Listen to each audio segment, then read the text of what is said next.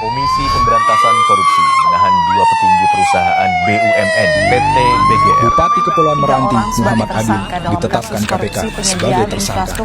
Mega kembali menahan dua tersangka kasus dugaan korupsi penyaluran bantuan sosial atau bansos beras untuk penerima manfaat dan program keluarga harapan untuk kementerian sosial. Om Swastiastu. Perkenalkan, saya Nikade Pujameyari dengan NPM 2412011112. Di sini saya bersama salah satu praktisi hukum yaitu Bapak Madi Widiata SHK selaku dosen Fakultas Hukum Universitas Lampung. Sebelumnya saya mengucapkan terima kasih atas ketersediaan waktunya Pak sudah mau membantu saya untuk menyelesaikan tugas yang diberikan dalam mata kuliah konstitusi. Saya di sini memiliki beberapa pertanyaan Pak. Pertanyaan ini menyangkut hal-hal mengenai koordinasi. Langsung saja kita mulai Pak. Karena semua peraturan-peraturan dari secara tertulis maupun yang tidak tertulis itu diatur melalui sebuah konstitusi. Jadi semua tingkah laku yang dilakukan oleh masyarakat itu akan diatur melalui sebuah konstitusi. Gitu. Kalau melihat situasi negara saat ini, sepertinya belum begitu. Kalau menurut Bapak sih, ini kan sudut pandang.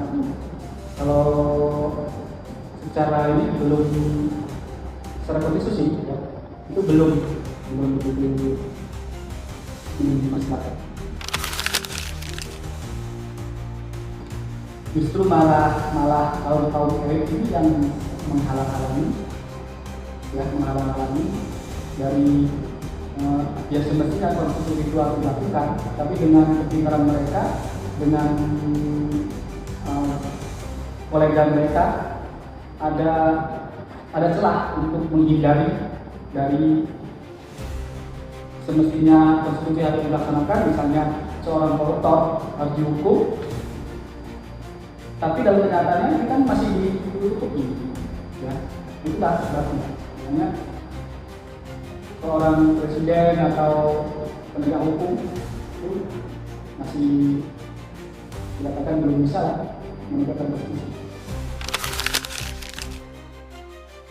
Karena dalam kenyataannya banyak juga pelaku-pelaku kriminal, pelaku-pelaku baik itu masyarakat maupun petinggi ya, yang dia sudah melakukan kesalahan tapi hukumannya tidak sesuai dengan konstitusi. Artinya seperti yang saya katakan tadi, konstitusi itu belum betul-betul dilaksanakan dengan baik. Dalam kenyataan sekarang seharusnya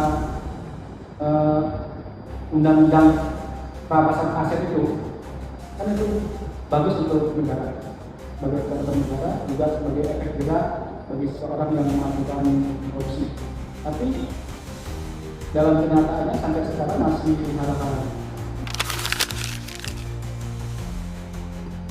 Tantangannya ke orang-orang itu aja, ya kan? Orang-orang yang memang berada di lingkungan itu, dia tahu peraturan,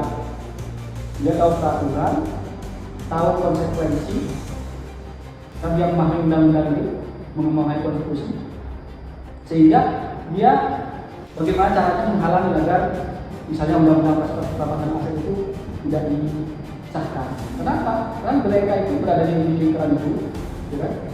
Berada di lingkaran itu, dan dia tahu bagaimana cara menyikapi agar tidak bergerak, gitu kan? Agar saya korupsi ini tidak terungkap itu.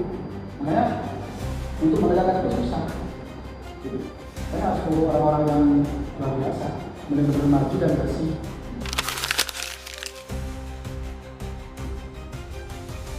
Untuk saran kepada generasi penerus, generasi muda ya, kita sebagai generasi muda dan negara hukum, di Indonesia itu kan negara hukum.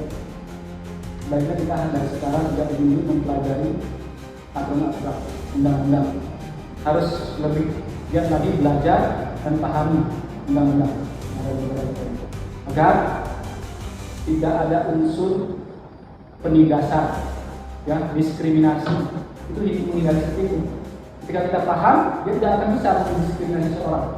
Tapi kalau kita tidak paham tentang hukum, diskriminasi, terus mengucilkan atau mengintimidasi itu pasti ada. Tapi kalau kita tahu hukum, maka kita tidak akan mengalami. Sekian wawancara yang dapat saya lakukan. Sekali lagi saya mengucapkan terima kasih kepada Bapak Made. Mohon maaf apabila terdapat kesalahan kata. Saya akhiri. Om Santi. Terima kasih.